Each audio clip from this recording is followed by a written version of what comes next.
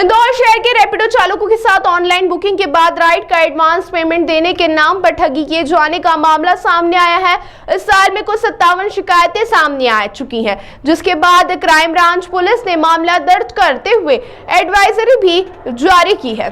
दरअसल इंदौर शहर में रैपिडो चालकों के साथ वर्ष 2024 में 50 से अधिक बार ऑनलाइन राइड बुकिंग की गई, जिसमें हर बार बुकिंग करने वालों ने रैपिडो चालकों को किसी न किसी अस्पताल के बाहर बुलाया और मरीज को छोड़ने का बहाना बनाते हुए जल्दबाजी में राइड की राशि खाते में ट्रांसफर की, जिसके बाद एक फर्जी मैसेज भेजकर ज्यादा राशि ट्रांसफर होने की बात कहते हुए रैपिडो ड्राइवर से ठगी की गई। इसी तरह से रैपिडो के करीब 57 ड्राइवरों के साथ ठगी किए जाने के मामले सामने आए हैं, जहां सभी रैपिडो चालकों को शिकायत पर क्राइम ब्रांच में मामला दर्ज कर लिया है।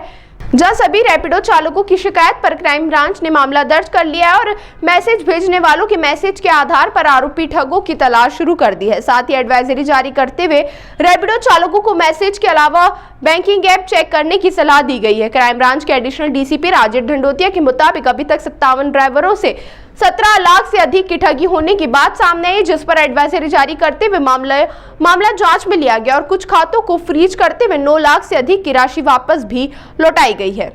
ये एक साइबर फ्रॉड में लगातार एडवाइजरी जारी की जाती है लोगों को जागरूक करने के लिए। इस बार कल एक एडवाइजरी जारी की गई थी और केसेज भी बताए गए थे, जिसमें रैपिडो को लेकर ठगी के मामले पिछले साल 2024 में 50 शिकायतें आई थी, जिसमें लगभग 16.5 लाख रुपए का फ्रॉड हुआ था और इसमें इस साल भी 7 शिकायतें आ गई है। कुल मिलाकर 57 कंप्लेंट्स आ चुकी हैं रैपिडो जो चलाते हैं उनके साथ धोखाधड़ी के, और इसमें लगभग 17.5 लाख रुपए का फ्रॉड हुआ है। इसमें जो तरीका है इनका, ये फ़ोन करके बोलते हैं कि रैपिडो बुक कराते हैं और हॉस्पिटल के बाहर बुलवाते हैं और फिर बोलते हैं कि मेरा जो मरीज़ है, जो मेरा भाई है या मेरी माँ है या मेरी बहन है, वो अभी डिस्चार्ज होने वाली है और फिर मैं आपको ऑनलाइन पहले पेमेंट कर देता हूँ।